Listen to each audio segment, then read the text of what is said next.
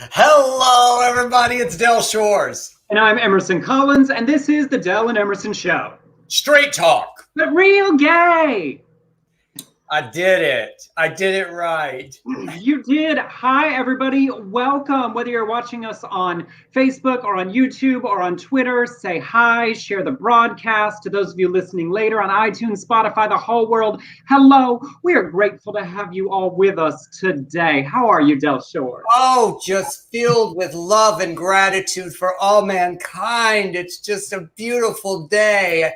I've got my coffee. It's going to kick in a minute. It's going to be one of those kinds of shows, Emerson. Oh, no. We'll all be able to tell when the coffee kicks in. Got a little chocolate in it, too. More caffeine. Just every little bit. Del rolled in at like 59 seconds to showtime going to get that coffee. And the girls were an adventure out on the road. Yes. Those of you who follow me on Instagram, you know that I have I have 3 dogs, and 2 of them behave and 1 does not. And ironically, or that's probably not the right usage of the word, because Emerson always corrects me, but Gracie loves Emerson the most, and she's the most troubled. And she has PTSD from traffic, because she was found in the streets. And so it is like pulling a rock just to get her to go. So it was a mistake. It was a mistake to take them. Say we all live and learn. I'll be honest, today I'm excited to be here with all of you, but it's a little effortful. Today's been a slog. This week is a little slogging. No real reason, nothing going on particularly, but a little more work than it's been for a minute. Is anybody else feeling that way? Sometimes you don't. Well, sometimes I talk to a lot of friends and family, and sometimes you try to dissect it and you go, what is it? I've had the same conversation, just the reverse, with you not too long ago, and I didn't know why, but yep. It was there, and I'm feeling really good today. So at least one of us is in a decent mood. Correct. Well, also, I think, as we continue, we went out Sunday. We went to the patio at La Boheme, sat in a little corner, walked through West Hollywood, did not go anywhere else. I was definitely having sensory overload a little bit. And I think one of the things I'm trying to take forward from the pandemic into life is like, all of us continuing to say those things more often. Not a big deal. Like I'm not in a crisis, but being willing to share with people in your life more often how you're doing. I don't need a ton of sympathy, but sharing with you all, today's a little bit more work. I don't need a violin to accompany me, but I think it's good for us, to share those things. So the people can ask you now. Yeah, but you also said something very interesting. I was talking to you earlier today. I was reading in the LA Times that going out again is stressful, and there's an anxiety level to it because we're like feral cats. We've just been locked up, and now we have to acclimate. And it was talking about specifically how people are even hesitant to go to live events again. And I have to tell you, I have some good news. I booked Provincetown. I'm going to be playing there. I'll give you all the details, but July 1st, 2nd, 3rd, and 5th and 6th, and as well as Debbie Holiday is also performing there. But I have to tell you, Emerson, I got anxious thinking about putting a show together. Can I do it? The insecurity of standing in front of an audience again with a mic and making y'all laugh, and but I'm thrilled. I'm thrilled to dip my toe into the scene. But it was also talking about people coming to your shows, how there is anxiety there. So I was wondering if anybody else is feeling that a little bit. Going out, you're just, Yeah. And there's also, in this transition period, right, where we're not all the way there, we need herd immunity for lots of people's protection who can't get vaccines, but some people are. You can't and shouldn't be making as many assumptions as you could before about how other people are behaving in public now that the CDC guidelines are changing. And I think we want to each do what's best for us and not worry so much about other people. Because talking about theater, New York just announced Broadway can reopen much sooner than expected, but they're still waiting for the fall. LA County looks like we're about to be announced that we're in the yellow tier this week, where bars can reopen at like 25% capacity. Lots of things more options are available. And I think there's two things there. There's a stress associated with having to make personal decisions related to how you want to behave, knowing you don't know what other people are doing. And then I think Blake keeps threatening or offering to teach people re-entry classes. Some of us need to learn how to be re-socialized. Lots of whole other meaning just went through my head. Those re-entry classes, because I may have to take some of those myself. Well, yeah, a certain amount of time off, and they say it's like riding a bicycle, but you might be a little rusty. Well, and also, you get a little older and your self-esteem starts suffering. You have a surgery on your arm and you just wondering how, that hurts. It's like you almost have to just call a good friend and say, can we just try this out? Because I am deformed now and I need someone with patience. Not deformed. That's not right. No, that's what you do. And you should call it a rehearsal. I'm not quite ready for a performance with a new audience, so I need a rehearsal with someone I trust.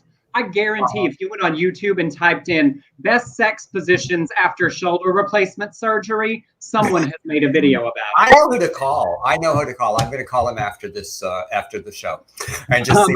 He's not here in this town anymore, but you know who I'm talking about, and that would make me feel very comfortable. Wait, I wanted to ask you a question because you said you got a little booth at La Boheme, and I saw you and Blake in it. And I want to bring this word back. I'm trying to bring a lot of words back. Did y'all neck? No, old lady. Necking is something that people do who are saving themselves for marriage. Once you've had sex, you don't neck anymore. It's just the funniest word to me. It's like it's like the gossips at the church. They go, they were seen naked, not naked, naked. I think necking is like hand jobs. It's one of those things you do until you've had sex, and then after that, why do we bother? So also, Emerson, I wanted to go ahead. I'm sorry, you were. Well, I thought we'd read some of the comments. Yeah, you do. Please, how everybody was doing. I'm just hogging. The coffee kicked in. Well, I was about to say, here it is. I was like, we got 1 minute left before we get to the stories, and there's always a new topic.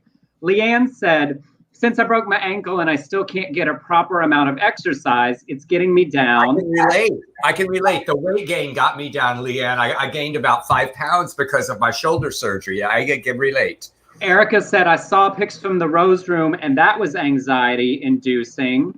Rob said, it was announced 3 hours ago, LA County is now yellow. Kelly said, going to see Plaza Suite on Broadway in June. Excited but nervous. I feel like there's I feel like Steven said, went to our first public theater performance indoors over the weekend.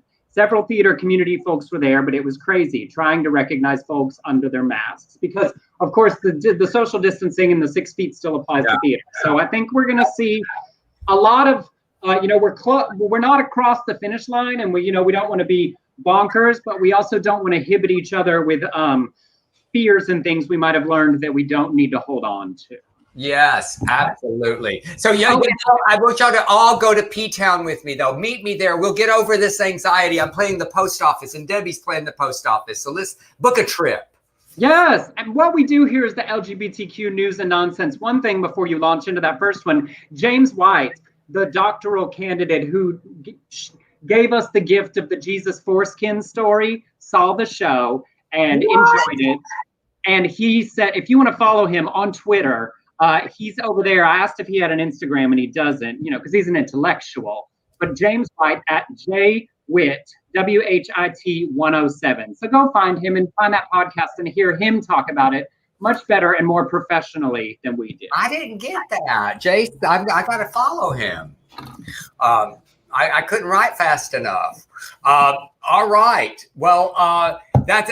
I guess that's it for our discussion. So we'll just go right into the news. Caitlyn Jenner is in the news, and notice how I just act like I'm happy.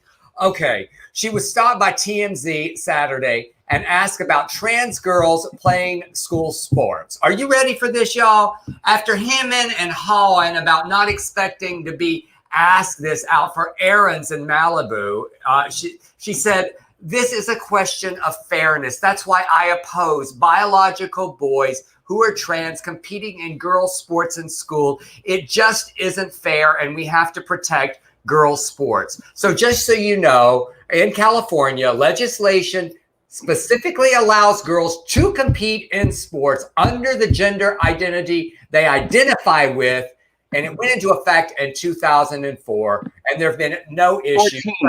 14. I'm seeing. So what did I say? 4. Oh, 2014. Yeah, we weren't that progressive. Just, you know, as she's going to run for our governor, you know, just shut up. I know we said we weren't going to do stories about her, but this one really matters because her running as a Republican and talking about the flashpoint issue that's being used by fearmongers to target trans, particularly young people, this will be held up. And she knows that when she did this. And that it's been in California for over 7 years. There have been absolutely no issues. And I think that's really important too, because she knows how this will be used and did it anyway, as she released her first commercial for Caitlin for California today. And I found out, I didn't know that California specifically protected that. I learned it from a trans writer and reporter online. And then saw some people point out today that she plays in women's golf tournaments. So if she thinks this is a problem, spoiler alert, it isn't. But like, she's a hypocrite with what she's saying versus what she's doing anyway. She's a hypocrite.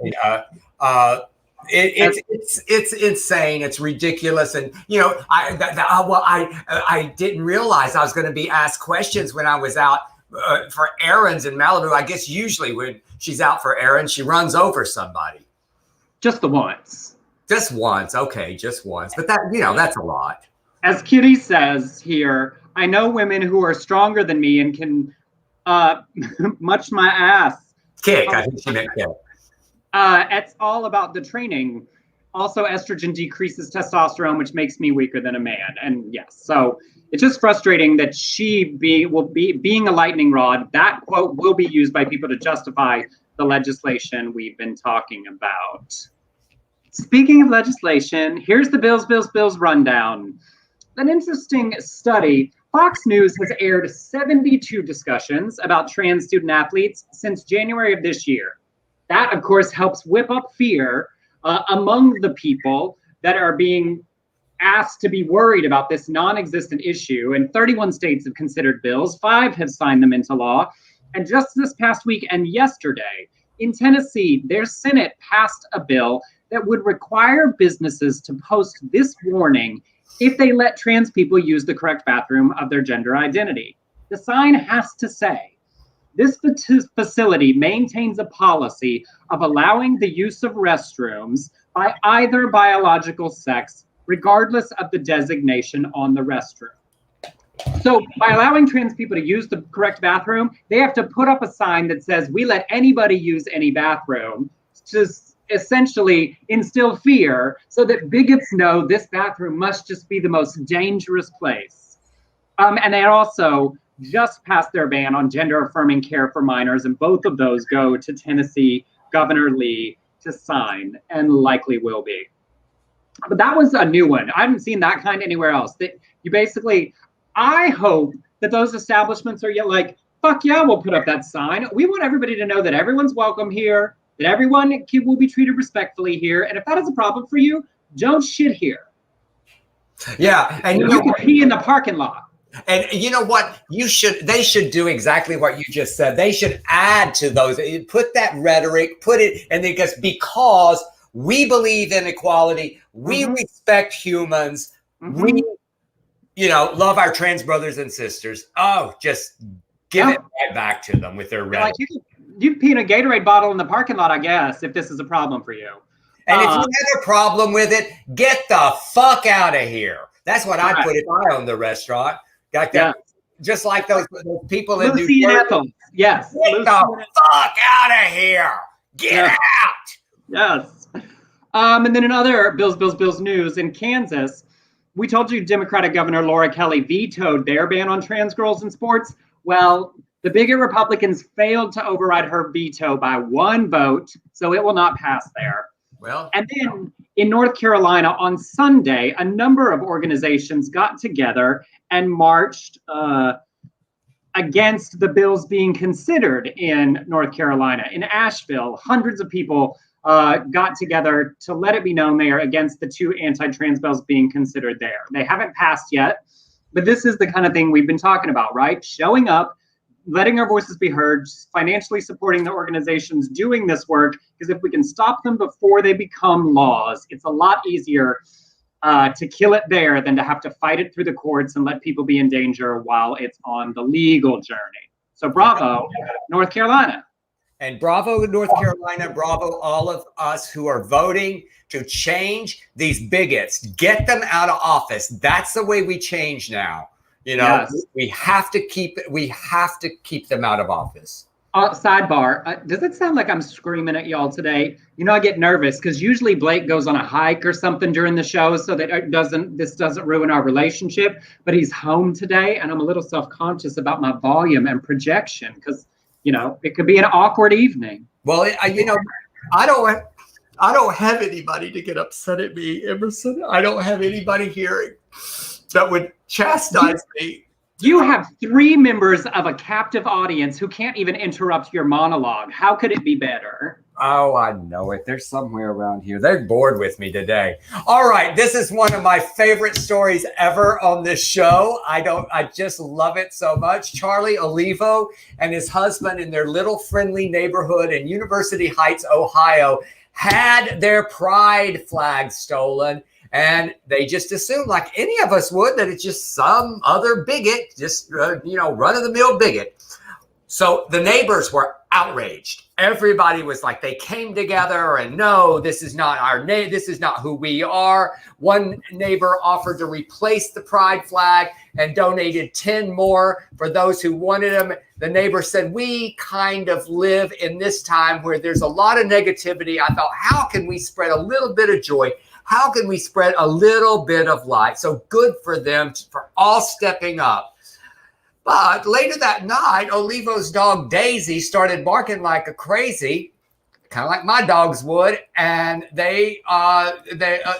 Olivo said he opened the blinds and he looked out the window and he saw this little red and orange stripe. And he goes, oh my God, I think that's our pride flag. He looked and he saw a big fat raccoon walking up the limb back and forth. And it turned out that this raccoon had pulled it off the pole, taken it up the tree and used it to build a nest in their front yard.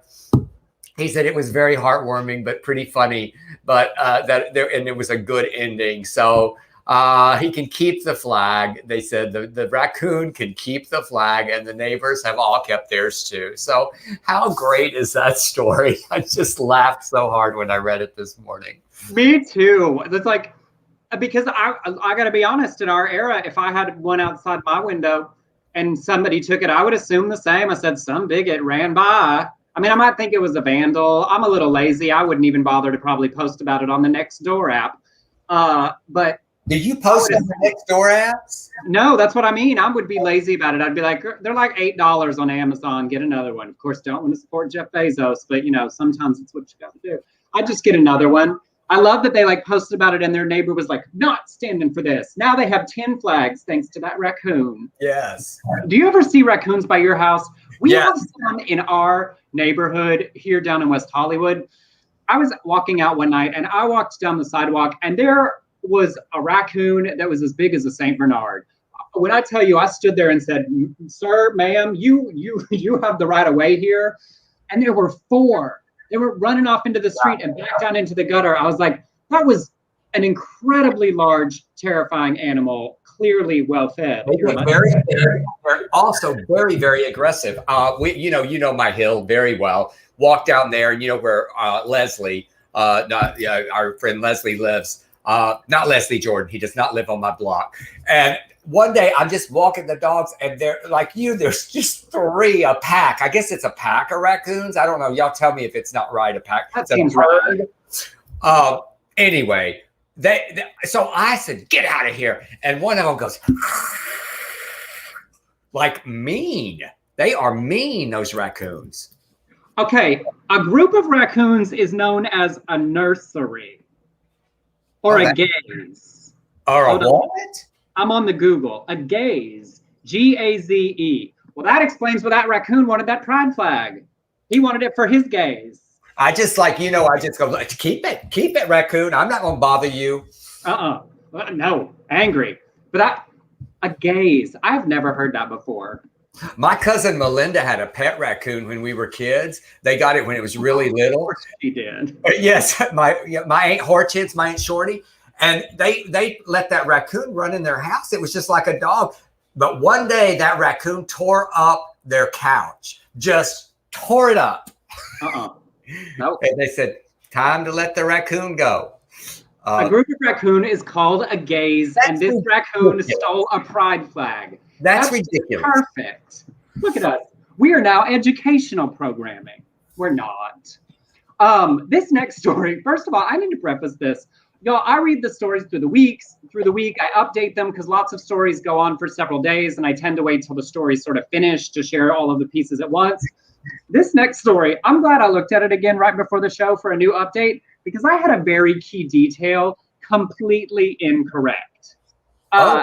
In Virginia, Republican Lieutenant Governor candidate Glenn Davis Jr., a Republican, has condemned a mailer sent out by one of his opponents as homophobic.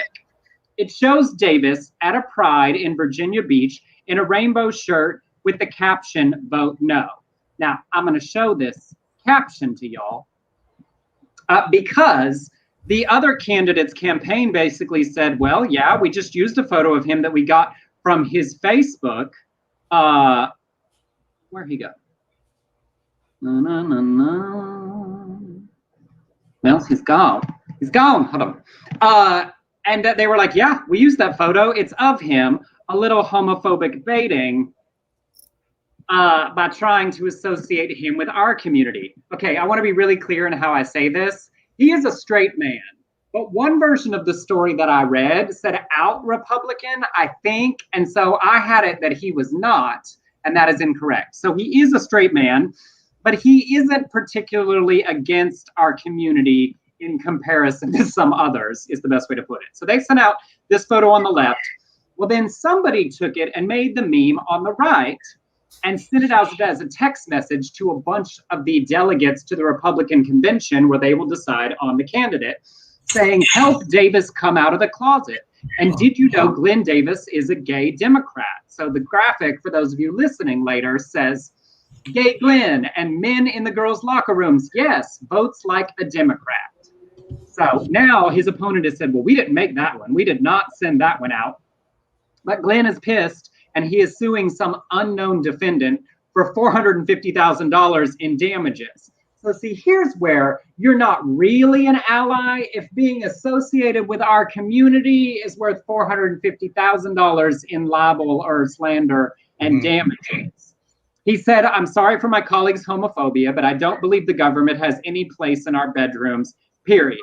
Sounds a little more libertarian than liberal, but, you know, take what you can get from a Republican. You know what I mean? If you're suing for that much money for having people think you might be associated with us, you got a little bit of homophobe tendency. You know, it's like for years, everybody that made a claim against Tom Cruise, you know, the masseurs or whomever, he would always sue. And then I remember this rumor came out, and I thought this is the way to really, really handle it. Rob Thomas of Matchbook 20 was, there was a big rumor that Rob Thomas was gay, and that he was, I can't remember who it was that they were associated. Oh, it was Cruise, that they were associating him with Tom Cruise. And he responded by saying, no, it would not be Tom Cruise. It would be Brad Pitt. And I just thought that was so smart and so lovely to our community that, you know, it's like, that's not a negative to me. Yeah.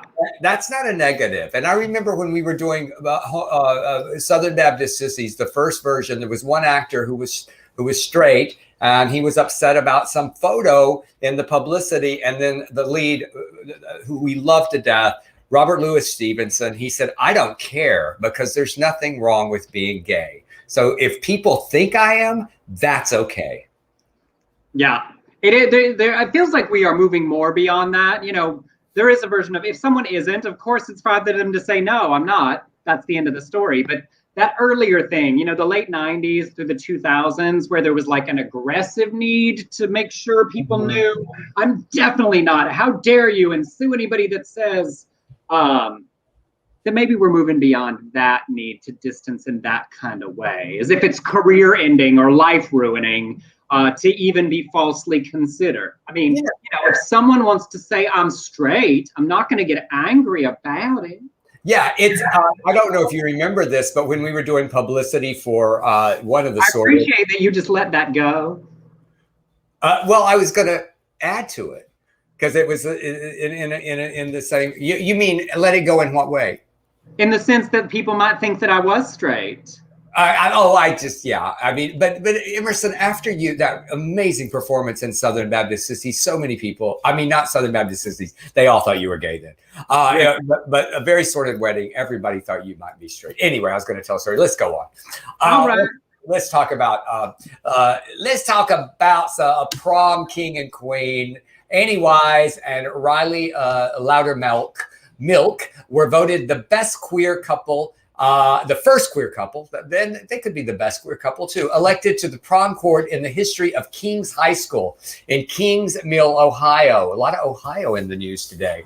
Wise was named king and Loudermilk named queen. Wise said, it's something I'll never forget. It was amazing. I've gotten people from our school saying that they're more comfortable being gay at Kings. It made it all worth it. When the school posted the results online, parents and residents, though, they got a little worked up.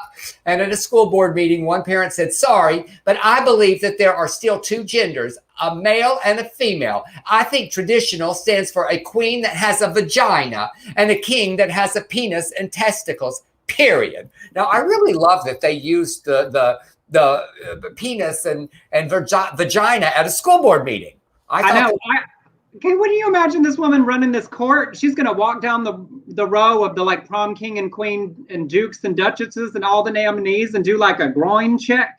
I mean, yeah, got any testicles? Anyway, a district spokesman, Dawn Gould, said the queen and the king that were nominated and won were thrilled. They were so excited. They feel so supported at school. What is great is it shows a lot of character of our students at Kings High School. They're inclusive and they get it. And Wise, the king, pointed out a lot of those conservative people's kids voted for us. And I just think that's really cool that these kids are learning on their own and they're not taking all the information from their parents. Now, here's what's really interesting about this story. There is a tragic connection to recent LGBTQ history, as Leela Alcorn, and we did this story on this show, or on the previous Dylan Emerson show. The trans teen who died by suicide in 2014 attended this same high school, and I don't remember exactly the words that she put in her suicide note, but she said, maybe my death can change some minds. I do remember it was something like that. I thought that echo here to think about the progress in the school, because of course there's bigot parents and like what that mother said is funny in a horrifying way, but to think that this is the same community Leela was in and to see the impact and the difference for Annie and Riley now, and her being aware that the kids of these bigot conservative parents are not perpetuating the same bigotry their parents have, to have the self-awareness as a senior in high school, to see that break between generations, with what that must weigh on them. They grew up in that community. They would have been in late elementary school or early middle school when that happened with Leela. And so they would have always known that, what that must mean for them and the other LGBTQ kids coming behind them. I thought there was hope in this community that had such darkness before. There is, and it's frustrating to me though, because I remember when Caroline, my daughter Caroline, was 15 years old and Prop 8 didn't pass, and she said, she finally said to me, she said, "Daddy, don't worry, they're all going to die. All those people who voted yes on Prop 8, they're all going to die because my generation is going to take care of this." And that there is some truth to that, but there is also a lot of youth now who are coming up and being homophobic again. I feel like there's a rise because of the last administration and what we saw that happened with that. I don't think it's statistically supported, though. I think the volume of that group of people is just louder. I mean, I think the fantasy idea of that, like, oh, the next generation will just all understand that was bonkers, was probably a little rosy-eyed for any of us. Sure. But any example where there's a break from one to the next is at least a win for progress. Slower than we'd like, but marching inexorably forward. Yes, sir. This next one has a visual component, so sorry to our later listeners. But I saw this man's profile pop across the interweb and just thought it was a fun celebration. Mark Bryan is a 62-year-old heterosexual cisgender robotics engineer from Berlin who 5 years ago started wearing stilettos and skirts to work because he likes to dress like that. He thinks that clothes should not have a gender. He has over 472,000 followers on Instagram. It's Mark Bryan, Bryan 911. If you want to check him out, this 62-year-old man has legs that I could never dare to dream of having. Yeah. And the fashion-forward nature of the skirts, dresses, and heels that he chooses. I just thought it was great. I'm so attracted to him. I mean, yes. And also, I just love that. This 62-year-old white cisgender man in Germany who was like, clothes don't have a gender. Why is that such a hard lesson for so many other people to learn? Wear what you want, and who cares what anybody else is wearing? Yeah. It was just such a lovely reinforcement of a thing we're trying to do. Wear what makes you happy, and don't worry about what other people. And if you don't have something nice about what somebody else is wearing, save it for your text thread. Well, guess what? 472,000 people do care what he's wearing. They're following him on Instagram. Yes, absolutely. And we've reached the halfway point of our show.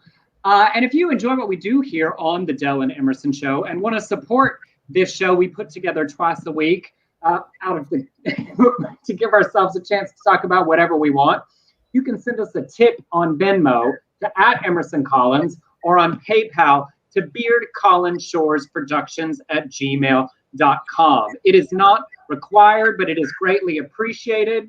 They've started to drop off a little bit in the last few weeks now that people can leave their houses and do things. I get it. I know the people are spending money. They don't have that excess money to throw our way. Just sitting at home. I get it. And then one other quick little fun photo story to share. Anderson Cooper, who just does it for me.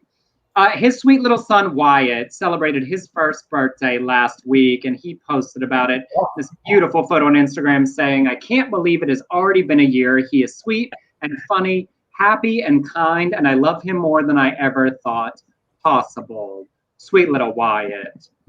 It's his birthday is literally, I think, the same day or the day before my great nephew, Wyatt.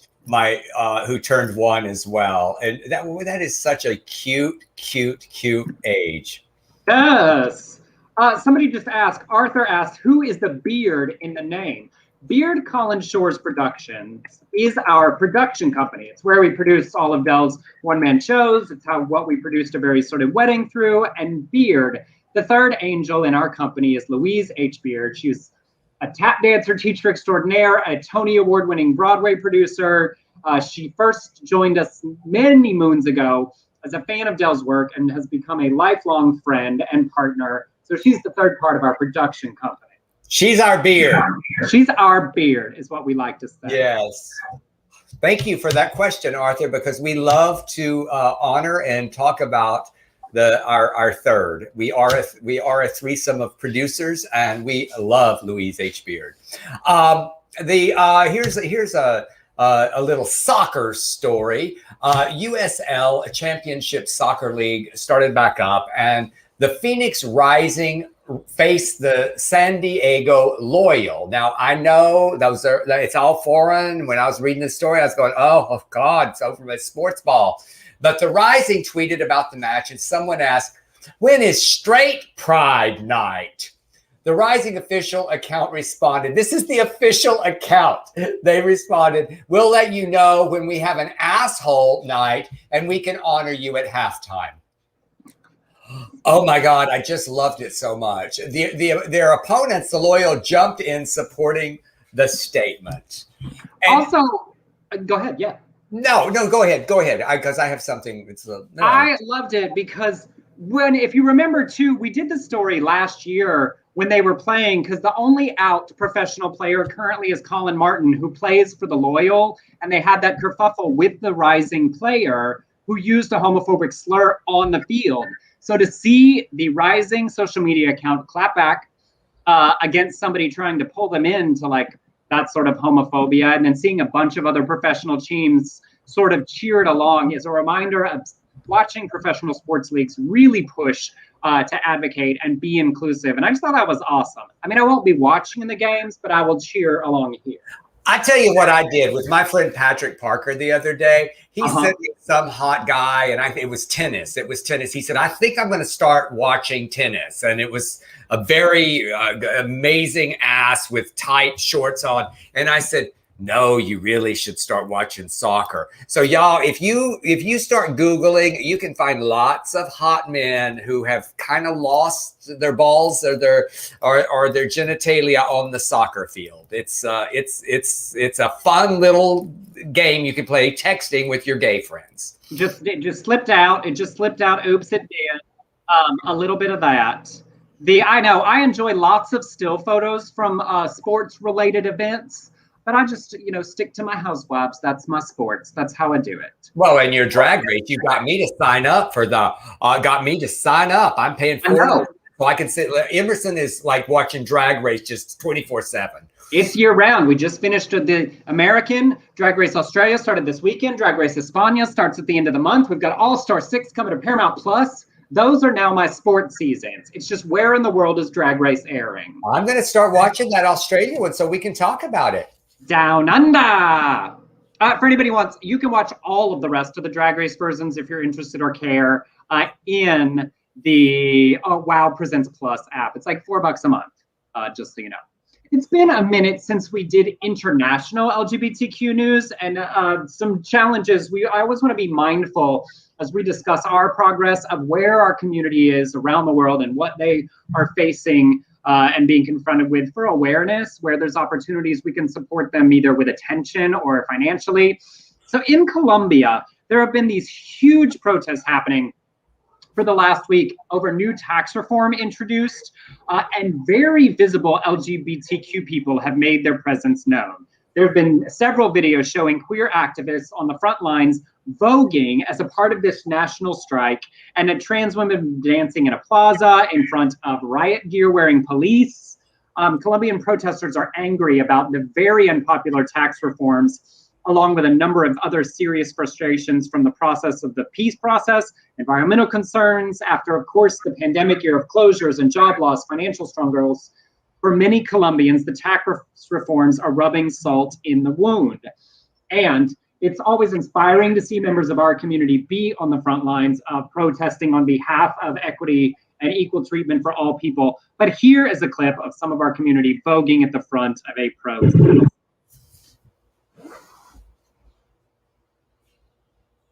Yes. Us living our best lives. I'm loving who's in pink. Yes. And just a striking reminder, that the members of our community who cannot hide who they are, the color of their skin, their presentation and representation, who often stand at the front fighting on behalf of everybody. So just a wonderful bit of inspiration for a very difficult time for marginalized people in Colombia right now. Yeah, and then in a horrifying story is in Latvia. Norman Keats is a gay man who was set on fire and ultimately died from his wounds. His roommate artist said their homophobic neighbor did it. He woke up to hear Norman screaming for help at 4 a.m. just outside their front door. He found him engulfed in flames, and he was also burned trying to extinguish his friend. The paper in the state fire and rescue service originally reported the crime as a pile of burning clothes. An artist called them out on that. He said, no, no, no. This homophobic neighbor, he has reported him to the police in the past for repeated threats against them due to their sexual identity. Artists claimed the neighbor not only wanted them to move out of their apartment building, but also of the city entirely, and police confirmed their report, but no criminal charges were initiated. You burn a person and no criminal charges in Latvia. Well, the criminal charges, were for their earlier complaints. Oh, but this one is. This one is still in process. Sorry if I didn't make that clear. They had reported previously this homophobic neighbor for threats, for homophobic commentary. They had filed reports with the police. The police confirmed that that report did exist, but at the time they decided no action would be taken. And so here he woke up at 4 a.m. to the sound of his roommate and friend screaming in their doorway on fire. And it was first reported as a pile of clothes, which sounds like attempting to diminish the seriousness of the situation, because obviously if you knew there was a fire, you would know there was a person there. Yeah, it's like, I've always, we always have fears, and sometimes they're unfounded, but for me, it's because when I was a kid, our house burned, and I've always had this crazy fear of burning. And maybe it goes back, now that I'm thinking about it, maybe it goes back to those sermons. Yes. That's what it is. It's not the house burning. It started happening way before that. There will be weeping and gnashing of teeth. And I always thought, I'd rather drown, or anything. Burning just seems so horrifying. That Lake of Fire thing, I think that's weighed on many, many people. And as John says, the Eastern Bloc nations are really a mess right now. The influence of Russia and Putin, even in satellite nations that are now free, the president of Latvia put out a statement against the horrific nature of this crime, but our community isn't protected there. Marriage equality doesn't exist there. Anti-LGBTQ rhetoric from conservatives, like we've seen in Poland and other former Eastern Bloc nations, continues to be on the rise. And that is what creates an environment where somebody feels comfortable doing something like this. So it's hard. And I know we end up with that. What do we do? Well, I don't know. I was not able to find a good Latvian LGBTQ organization. One of my big personal things is staying out of the online, just spewing at each other doesn't do anything for me. So I'll keep looking. If I find a specific organization that works there that we can support, I'll let you know. But I didn't find something easily accessible, because I feel like I always end up with oh, well, we shared this horrible story with you. What do we do? Well, I don't know, but sometimes knowing and being aware is a starting point, I guess. I want to say something, Emerson, about you. Because you exemplify what we all should be doing. And, Emerson, I always say I just show up for the show. Emerson sends me an outline on the mornings we do the show. I read it over and I show up, and we have a great rapport. We love doing this. But Emerson really, he doesn't just do this. He doesn't just research the stories. He's always researching how we can help our community. And I so appreciate that. And thank you for just giving us those links on a weekly basis that we can just hit and donate. So I appreciate you. Thank you. I appreciate that. But it really is out of, it's the thing I've grown to do. That's part of how I'm taking care of my mental health after the last few years. It's also how I feel good about promoting our performances and our things that we're doing. When I'm saying, look at me, buy a ticket to the show, come see this thing I've made. If I also feel like I'm contributing, even in a small way. I've been joking recently about, if this thing that we're working on, we can't tell anybody about, doesn't work out, I'm moving to Palm Springs to becoming a barista. And then a couple of years from now, I'm going to write a memoir called A Smaller Life. Because, I've been trying to be honest about what am I doing that's actually making even a small part of my world better.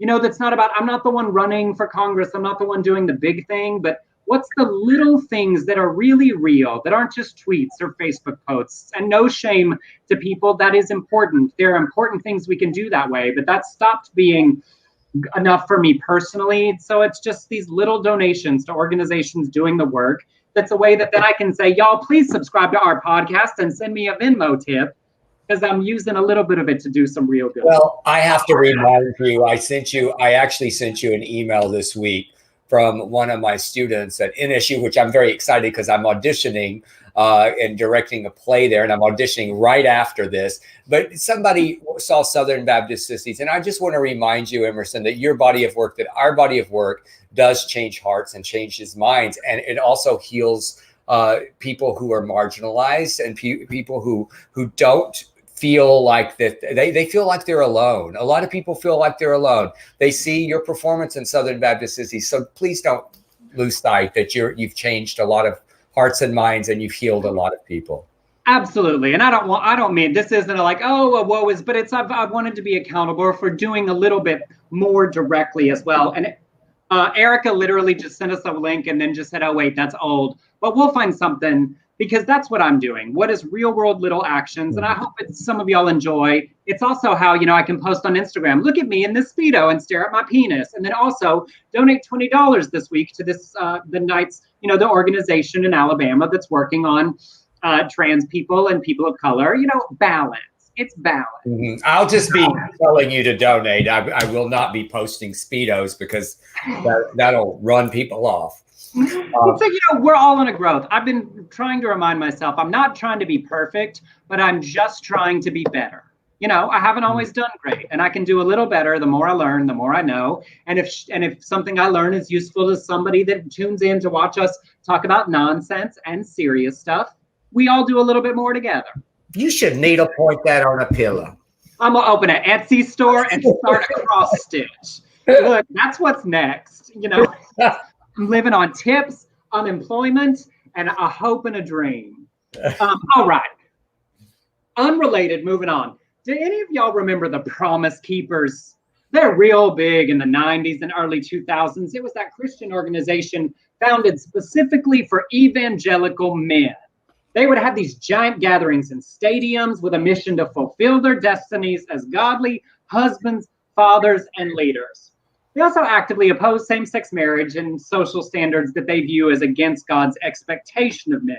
Really, that is nonsense definitions and expectations of masculinity.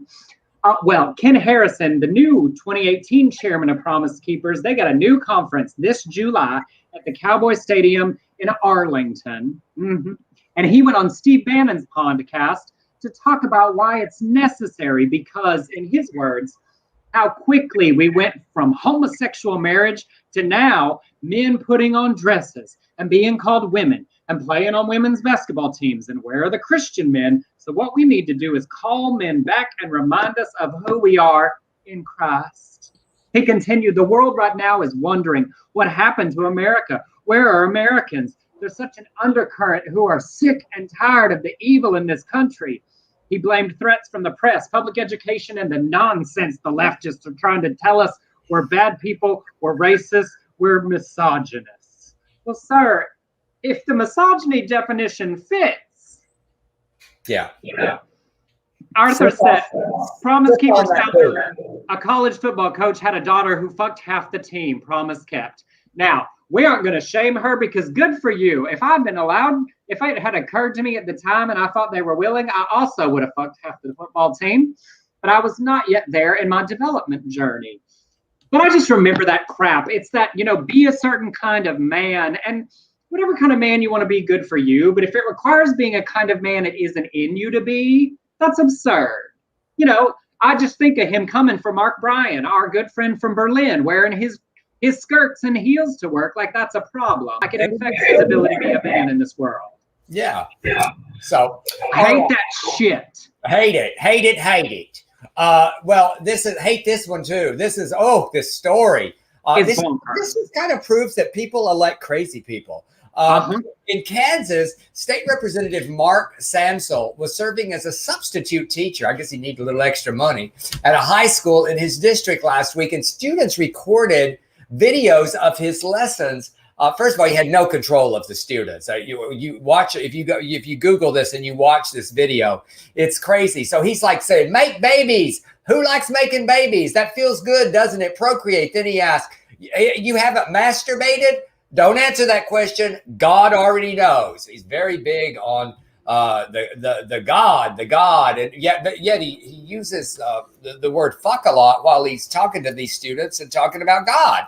He asked one student, "Are you doing the Lord's work if you're listening to the devil's music?" It sounds like your high school Sunday school teacher. He's then struggling in a fight with a student. I mean, fighting with this student, saying, "I could put the wrath of God on you right now because that's what he's telling me to do." And then he says, "Class, you have permission to kick him in the balls." And then he hit this student in the balls. He also ranted about a student who's tried to kill himself 3 times because he has 2 parents and they're both female. So he had to slip in a little homophobia there. Then he said this, it's so disgusting. He's a foster kid. His alternatives in life for having no parents are foster parents who are gay. How do you think I'm going to feel if he commits suicide? Awful. He's insane. It's just insanity. He since said, "The kids and I planned all of this. When they released this and it went viral, he said they planned it to send a message about art, mental health, teenage suicide, how we treat our educators and one another." This is all planned out. So he was then arrested on charges of assaulting the student. Well, yeah. Still currently sits on the Kansas House Education Committee. I mean, that was the bridge too far for me. No, I'm kidding. Assaulting a student was obviously but like, there's an outside perspective because I sit down and we watched all 4.5 minutes from various students' cell phone videos, and the students are laughing. And there's an element of this that's like funny in bonkers way of like talking to high school kids about masturbation, not in a like healthy healthcare sexual awareness way, talking about listening to the devil's music, but then physically assaulting a child wearing your basketball shorts as the substitute teacher. And this man sits on the education committee for the entire state of Kansas. And except for PE class, he was in those basketball shorts.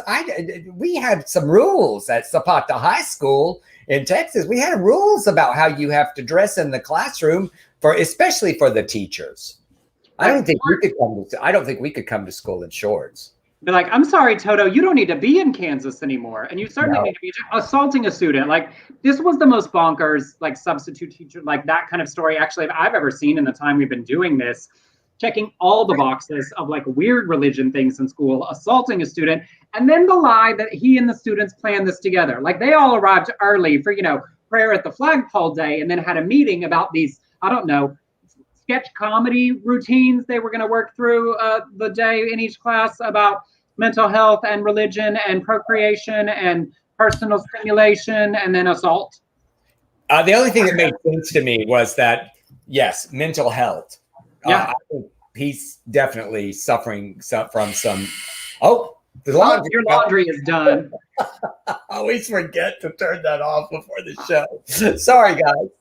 Life is just real. And wait, Rob said, "We had a high school coaches who taught other classes and wore gym shorts while they taught history." Now, I'm not going to lie. I remember Coach Crosby would sometimes substitute in, and he was the like track and football coach at my middle school. And I remember very specifically those polyester coach shorts. The ones, they were probably a 5-inch inseam, and they were that real thick polyester. You couldn't see anything, offensive in any way, but there was just a tightness to it.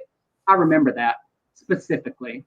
All right. Do you not have those like those coach? No, but they had those. Yeah, they had those. Yeah. Oh, yeah. Those polyester ones that they wore out in the football. They just had to be hot. I don't like polyester. I don't. It's the one scripture I agree with, that blended fabric. Blended fabrics. Those are no blended fabric for Del Shores. I like my cotton. I don't know. I lately, I've gotten really into like a rayon spandex blend for a summertime Speedo. So I have to say that I'm definitely in violation of those Leviticus scriptures these days. Mm-hmm. Well, that's not the only thing you're in violation of. Well, that is correct. I mean, it is not a short list. All right, this next story. There is an organization out of Australia called No Meat May, and they encourage people to give up meat for the month to combat climate change, global food scarcity, health problems, and animal cruelty. They did a survey of 1,000 people that came to some very strange conclusions. Almost half of the people they surveyed consider meat a masculine undertaking. Now, I don't even know what that means. What is a masculine undertaking? Like just handling meat? It's not like you're butchering it personally. So just picking up some ground beef at the grocery store and throwing it on the grill is inherently masculine? Talk about weird. The Promise Keepers would surely agree. Almost 3/4 of the men surveyed said they would rather die 10 years early than give up eating steaks and burgers. A full decade. Now, I have to say, I have often joked that I would, I eat too much cheese, too much dairy, too much meat, too much. I'm happy to give up a couple of the years at the end because those are just the rocking chair years, and I don't need to be eating, shit years. Yes. I'll take it off the shit years. But I always imagine that as like 3 or 4. When you get all the way to 10, that 10's a lot. I don't know that I'm making that deal anymore. And almost 81% of those surveyed said they care about the climate crisis, but 79% they were not willing to give up meat to combat it. So I think it's terrible, but I'm not going to do anything to support it. This weird connection between masculinity and meat eating, it's not even new. A 2018 study found that men routinely incorporate red meat to preempt the negative emotional states caused by threats to their masculinity. Like my masculinity is threatened, so I'm going to eat a steak. I don't understand where that comes from. They said when Burger King released the Impossible Whopper, that plant-based meat, men panicked about it, causing them to spontaneously grow breasts. Well, first of all, you don't have to eat this Impossible Burger, but it's that weird bullshit theory they got into for a while that made the rounds on the internet, right? If you eat too much soy, you're a soy boy. It would impact your testosterone and you might start growing breasts. And they're so terrified they had to run out and eat a raw T-bone, I guess. And then in 2019, researchers found that straight men see using a reusable shopping bag as feminine and would avoid recycling for fear of looking gay. Can you imagine that? Like recycling aluminum cans, glass bottles. You know what? That just looks a little bit gay, so I'm just going to throw it in with the other regular trash. That is the dumbest shit I've ever heard. We used to stomp aluminum cans in the front yard for recycling when I was a kid so that we could take them to the recycling center and get them chomped up and make like $1.23. And that sure felt masculine, stomping on those cans. But carrying your Trader Joe's bag in to put your wine bottles in, they see that as a threat to their masculinity. Sir, that sounds like a you problem. Well, there's some meat that I've eaten that's probably a threat to their masculinity, but that's nothing to do with, burgers. Well, see, the problem is most of the meat I eat, it doesn't stay swallowed. It's like the Dolly Parton diet. It goes in my mouth for a while and then it comes back out. There you go. Do we have... yes. Do we have time for this last one? Because it's cute. So a British sex toy company, Lover Honey, was honored last week with the Queen's Award for Enterprise. It's the most prestigious award for UK business, and the award was for outstanding, now listen to this, outstanding continuous growth.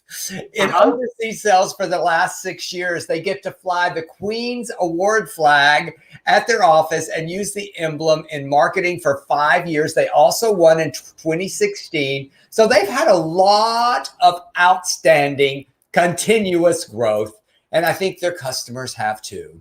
The company said, Her Majesty has been a wonderful supporter of Honeylove as we have grown into being the world's leading sexual wellness brand. I love it the way they put out that statement, made it sound like Queen Elizabeth is a client and customer of Love Honey. Here on their website, you get to choose whether you want to start your pleasure clitorally, penis, G-spot, or anally. And can you imagine just Queen Elizabeth perusing this website to decide who's going to give the award? Oh yes, I think we'll be. I think this one's good. I think Love Honey. Let's go with Love Honey. Continuous growth that for a long time. Amazing. Good for them. Well, good. You should check out Love Honey. I mean, they've got the Queen's endorsement. I think I'm going to go there after I audition today. We could do some buy local. I buy locally. I run down to the pleasure chest when I need new things. There you buy, go. support local. Well, we have come to the end of our show, and Dell has a big evening planned. Thank you to Rob Dietrich for his tip contribution today, Rob. One of our ongoing and regular supporters. If you enjoy what we do here, please do send us a tip on Venmo to @Emerson Collins or on PayPal to beardcollinsshores.productions@gmail.com. We do want to tell you we will not be having a show on Friday. We have a big meeting Thursday. Dell's got some work to do on Friday. Got auditions this week, and I'm going to Palm Springs with Blake's parents for Mother's Day. So we will see you next Tuesday. Next Tuesday, a week from today. So y'all, if you're a mama and if you got a mama, happy Mother's Day to all of you, and we will see you next Tuesday. And also, for those of you, those days are always strange. If you have lost your mother or a mother figure in your life and it's hard for you, be gentle on yourself this weekend. Find somebody you love or a thing that you love and do that. It can be overwhelming with everybody else celebrating if that's a very still painful or a day of grief for you. So do what makes you feel good as the rest of us celebrate. Absolutely. All right. We appreciate y'all.